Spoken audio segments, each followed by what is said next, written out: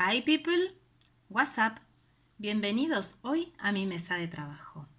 En esta ocasión vamos a estar hablando un poco de historia. Pero ¿qué pasa que a veces nos cuesta tanto cuando hablamos de historia? ¿Será que no les gusta?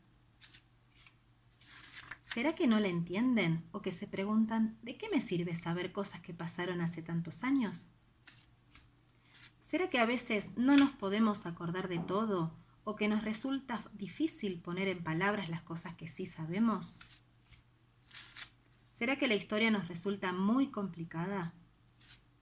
Entonces, por eso, hoy les digo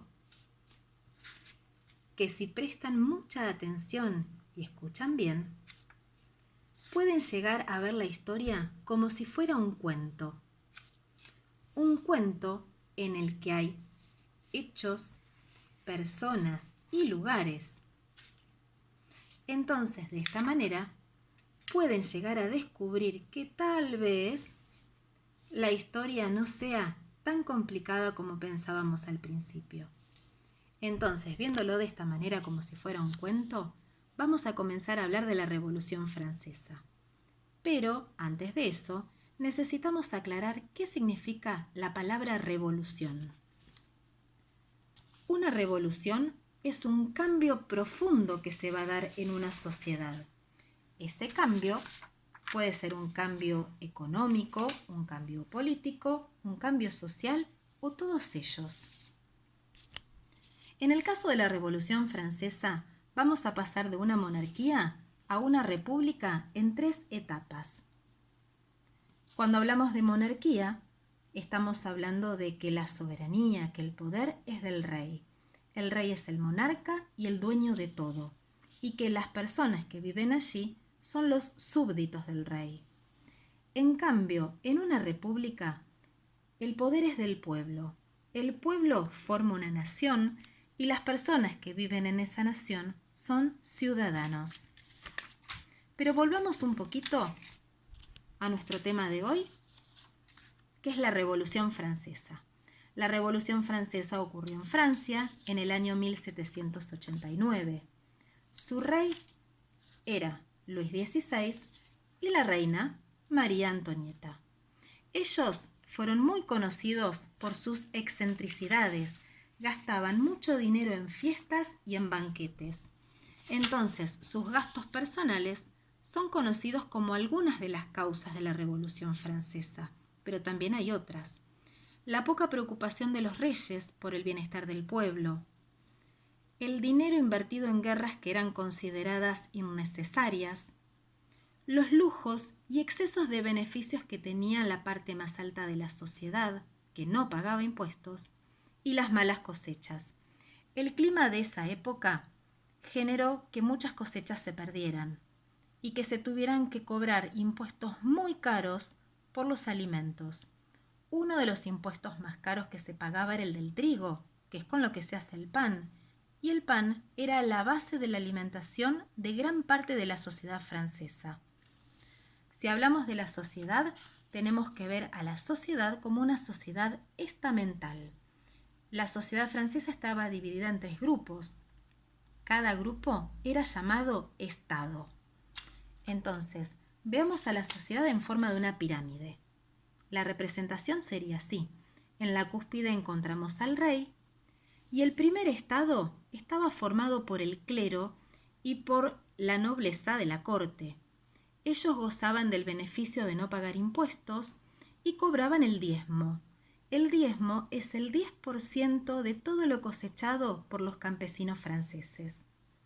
El segundo estado era la nobleza, era la gente rica, eran los dueños de casi todas las tierras y como el primer estado tampoco pagaba impuestos. El tercer estado, o también conocido como estado llano, representaba casi el 90% de la sociedad.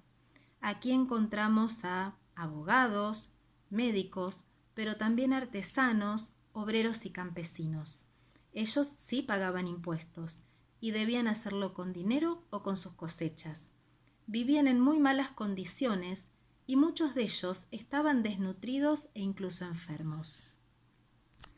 Algunas de las reformas que llevó a cabo el rey fue la de convocar una asamblea general, también conocida como la de los Estados Generales. En esta asamblea participaban miembros de los 3 estados.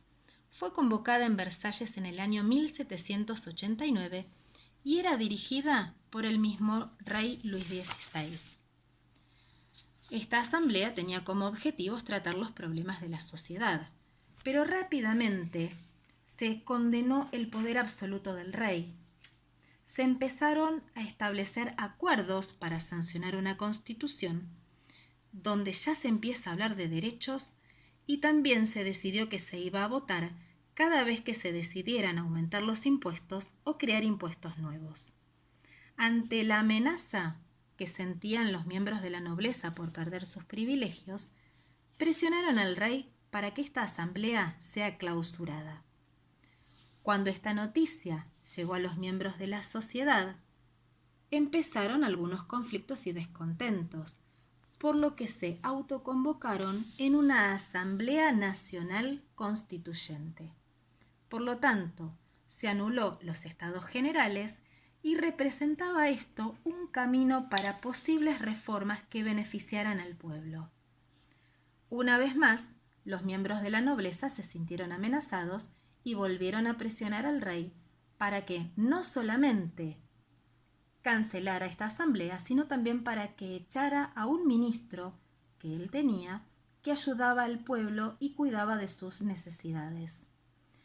Cuando el pueblo se entera de esto, van a empezar algunos conflictos y van a marchar hacia la Bastilla, donde van a empezar crudos enfrentamientos el 14 de julio de 1789. Los conflictos van a continuar cada vez más sangrientos y van a comenzar a extenderse por muchas ciudades de Francia y por países vecinos. Cuando la nobleza ya empieza a sentirse muy preocupada, va a empezar a resignar sus privilegios, los va a empezar a rechazar, y el pueblo va a empezar a sentir por primera vez que su misión cada vez se está cumpliendo. Hacia el año 1791 va a sancionar una constitución en donde vamos a encontrar en el preámbulo la Declaración de los Derechos del Hombre y del Ciudadano. Esta constitución va a ser aceptada en forma, digamos que fingida por el rey, quien en realidad lo que está haciendo es buscar ayuda en países vecinos para poder escapar de Francia, pero no lo va a lograr. Va a ser capturado y cuando puede volver al trono, sus poderes cada vez van a ser menos. En el año 1792, tras el asalto al Palacio Real, Luis XVI va a ser juzgado por el delito de traición y condenado a muerte. Así es como, en el año 1793, Luis XVI va a ser aguillotinado y finalmente la monarquía va a empezar a desaparecer.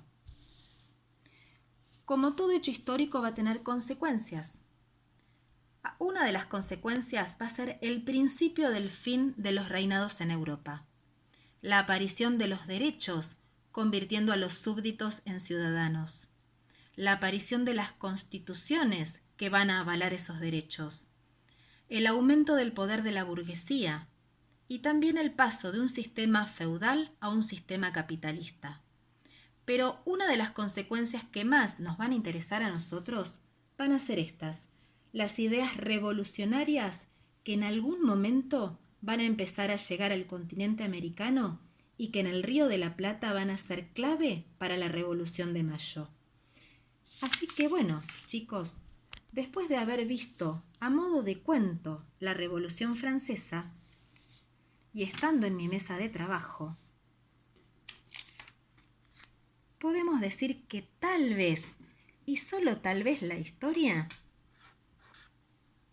pueda llegar a ser un poco más divertida.